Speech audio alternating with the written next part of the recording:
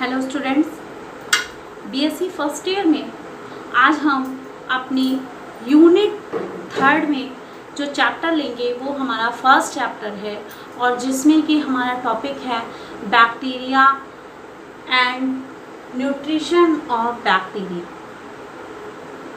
देखिए, इससे last term में हमने वायरॉइड्स एंड प्रियॉन्स के बारे में डिस्कस किया था। आज हम चर्चा करेंगे बैक्टीरिया के बारे में, जानेंगे बैक्टीरिया और उसके पोषण के बारे में। आइए सबसे पहले देखते हैं बैक्टीरिया यानी कि जीवाणु क्या है। देखिए, जो हमारा बैक्टीरिया होता है यानी कि जीवाणु कैसा होता है?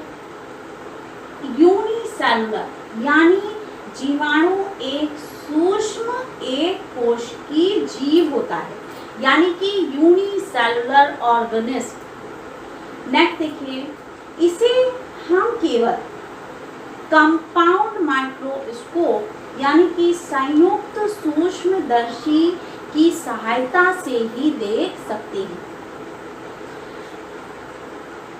जीवाणुओं की खोज हॉलैंड, देखिए हॉलैंड के साइंटिस्ट थे कौन? Antonie van लीeuwenhoek।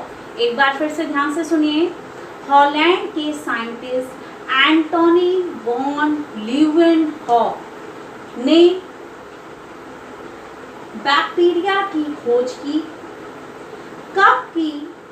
1632 से 1723 के बीच में। अब देखिए, इन्होंने बैक्टीरिया की खोज की और ये जीव जो होते हैं यानी ये जो ऑर्गेनिज्म होते हैं, ये वनस्पति व जंतु दोनों से ही समानता रखते हैं, यानी दोनों ही रूप में ये सामान्य होते हैं। अब देखिए, नेक्स्ट आए जो हमारे साइंटिस्ट थे वो थे ई हैकल। जो थे उन्होंने 1894 में इसे एक नए जगत जो कौन सा था, प्रोटिस्टा में रखने का सुझाव दिया। किस लिए दिया? इन्होंने इसे प्रोटिस्टा में रखने का जो सुझाव दिया वो इसलिए दिया क्योंकि ये जो जीव थे, ये जो ऑर्गेनिज्म थे, ये हमारे वनस्पति और जंतु के बीच में समानता रखते थे। इसलिए इन्होंने इसे कहा कि हमें इसे प्रोटिस्टा में रखना चाहिए। अब देखिए, अब हम आते हैं न्यूट्रिशन ऑफ बैक्टीरिया यानी बैक्टीरिया का पोषण। अब देखिए, जो जीवाणुओं का पोषण है यानी कि जो उनका पोषण है वो कई भागों में विभाजित होता है। वो कई भाग कौन कौन से हैं पहले तो आप ये देख लीजिए। फर्स्ट है हमारा हेट्रोट्रॉपिक बैक्टीरिया, सेकंड है हमारा पैरासिटिक बैक्टीरिया, थर्ड है स्पोरोफाइटिक बैक्टीरिया, नेक्स्ट है हमारा सिम्बायोटिक बैक्टीरिया एंड लास्ट है हमारा ऑटोट्रॉपिक बैक्टीरिया। ये हमारे क्या है? न्यूट्रिशन ऑफ बैक्टीरिया यानी जीवाणुओं का पोषण, जिसे कि हमने अलग अलग भागों में विभाजित किया है। अब देखिए, आइए एक एक को हम समझते हैं कि एक एक जो हमारे बैक्टीरिया हैं, जैसे हेट्रोट्रॉपिक है, पैरासिटिक है, ये क्या हैं और कैसे हैं। आइए देखिए सबसे पहले हमारा है हेट्रोट्रॉपिक बैक्टीरिया, यानी कि इसे हिंदी में हम कहेंगे परपोषी जीवाणु। हेट्रोट्रॉपिक परपोषी जीवाणु। देखिए, जो जीवाणु होते हैं वो क्या जो अपने भोजन के लिए क्या करते हैं कि अन्य जीवधारियों पर निर्भर रहते हैं। तो जो जीवाणु अन्य जीवाणुओं पर निर्भर होते हैं, किस लिए? अपने भोजन के लिए, तो उनको हम क्या कहते हैं? परपोषित यानी हेट्रोट्रॉपिक बैक्टीरिया कहते हैं। अब देखिए ये जो जीवाणु होते हैं ये कई जो है वर्गों में विभक्त होते हैं।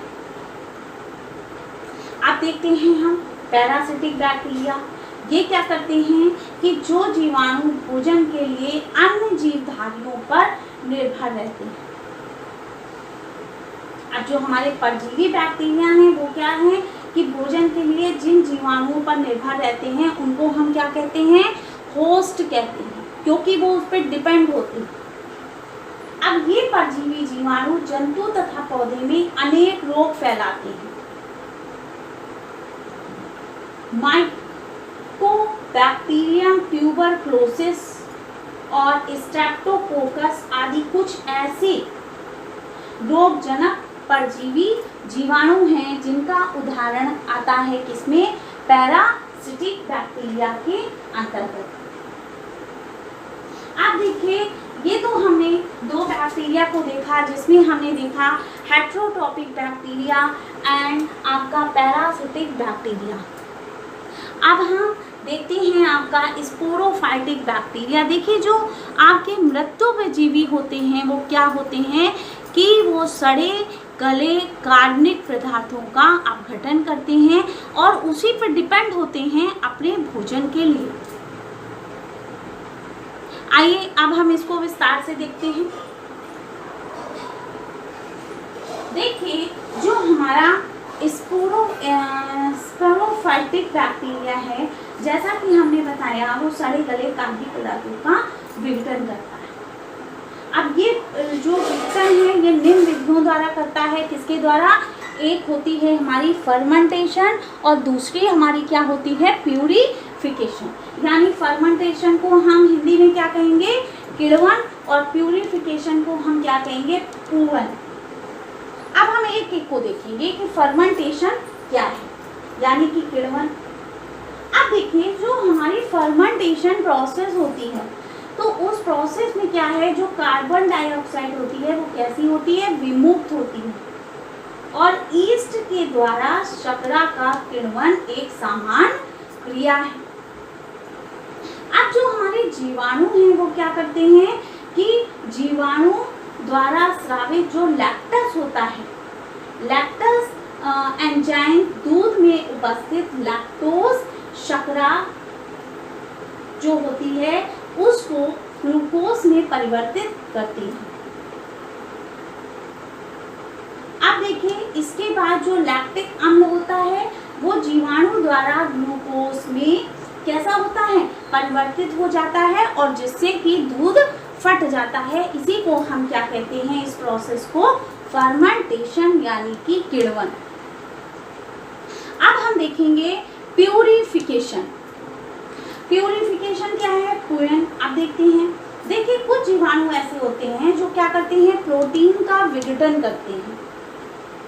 अब इस क्रिया को जो जीवाणु प्रोटीन का विघटन करते हैं उसको हम कहते हैं प्यूट्रिफिकेशन। तो प्यूट्रिफिकेशन में प्रोटीन का अपचयन प्रारंभ में कैसा होता है, पेप्टाइड तथा अमीनो अम्लों में, और अपचयन की क्रिया कैसी होती है, एंजाइम द्वारा होती है। तो ये हमारे दोनों प्रोसेस थे, यानी कि दोनों विधियां थी किसकी, स्पोरोफाइटिक बैक्टीरिया की, यानी मृतोपजीवी जीवाणुओं की। अब देखिए अब हम जानेंगे सहजीवी जीवाणु, यानी कि सिम्बायोटिक। सिम्बायोटिक यानी सहजीवी से हमारा तात्पर्य ये है कि जो एक दूसरे को लाभ पहुंचाने का कार्य करते हैं और एक दूसरे के साथ अपने जीवन को व्यतीत करते हैं। आइए अब हम चलते हैं, देखते हैं इसको क्या है कि सिम्बायोटिक बैक्टीरिया।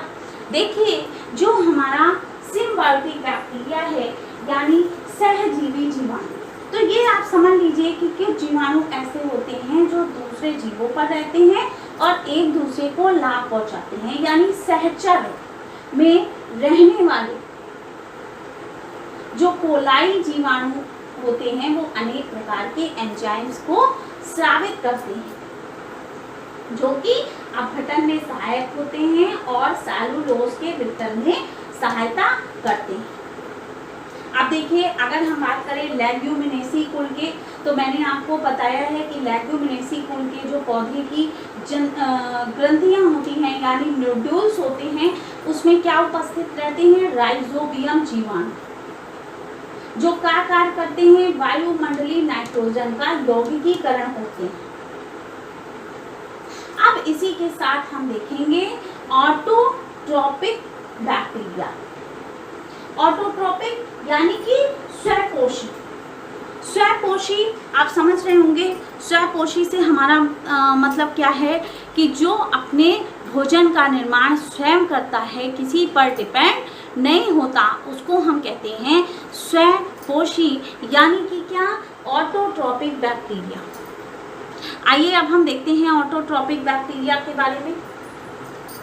देखिए, जो हमारा ऑटोट्रोपिक बैक्टीरिया होता है यानी कि स्वयं जीवाणु, ये क्या होते हैं कि ये दो प्रकार से के होते हैं।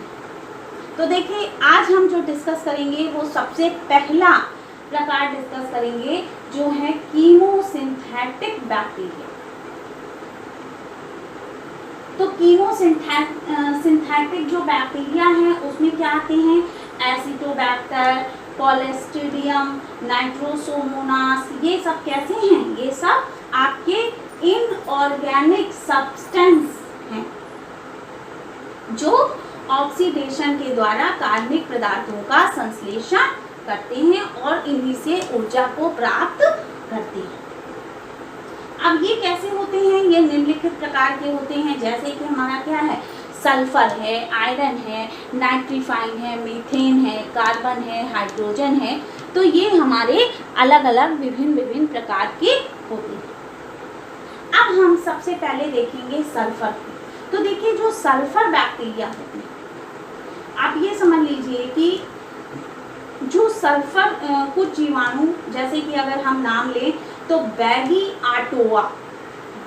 आटोआ जो होते हैं वो सल्फर युक्त जल में पाए जाते हैं और ये क्या करते हैं, ये हाइड्रोजन सल्फाइड को ऑक्सीकृत करके फ्री सल्फर में मुक्त करके सल्फ्यूरिक एसिड का संश्लेषण करते हैं, जिससे हमारी क्या उत्पन्न होती है, ऊर्जा, एनर्जी उत्पन्न होती है। और इस ऊर्जा का प्रयोग कार्बन डाइऑक्साइड तथा अकार्बनिक पदार्थों की सहायता से कार्बनिक पदार्थों के संश्लेषण में करते हैं। तो ये तो हो गया हमारा सल्फर बैक्टीरिया। अब हम देखते हैं आयरन बैक्टीरिया।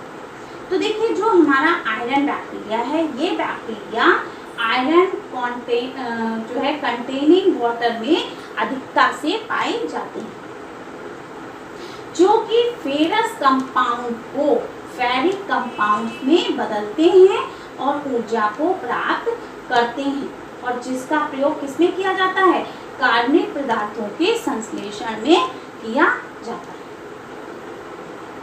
अब देखिए, अब आता है हमारा नाइट्रीफाइन बैक्टीरिया। तो देखिए, जो हमारा भूमि में नाइट्रोसोमोनास और नाइट्रोबैक्टर पाए जाते हैं, ये क्या करते हैं कि नाइट्रीफाइन अभिक्रिया द्वारा अमीनो नाइट्रोजन को नाइट्रेट्स में बदलने का कार्य करते हैं और ऊर्जा प्राप्त कर लेते हैं। जिससे क्या होता है, जिससे हमारा जो ऑर्गेनिक कंपाउंड होता है उसका संश्लेषण करते हैं। तो ये तो हमारा हो गया नाइट्रीफाइन बैक्टीरिया। अब हम आते हैं मीथेन यानी मीथेन बैक्टीरिया में। तो देखिए, जो मीथेनोसोमोनास नामक जो जीवाणु होता है वो मीथेन को कार्बन डाइऑक्साइड और जल में ऑक्सीकृत कर देता है, जिससे क्या होता है, ऊर्जा उत्पन्न होती है और जिसका प्रयोग कार्बनिक भोज्य पदार्थों के संश्लेषण में किया जाता है।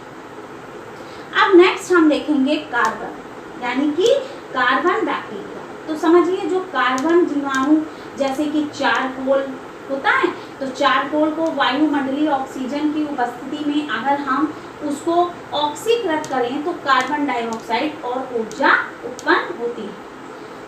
ऊर्जा का प्रयोग जो होता है वो पुनः कार्बनिक भोज्य पदार्थों के संश्लेषण में करते हैं। अब हम देखेंगे हाइड्रोजन बैक्टीरिया को, वो कैसा होता है।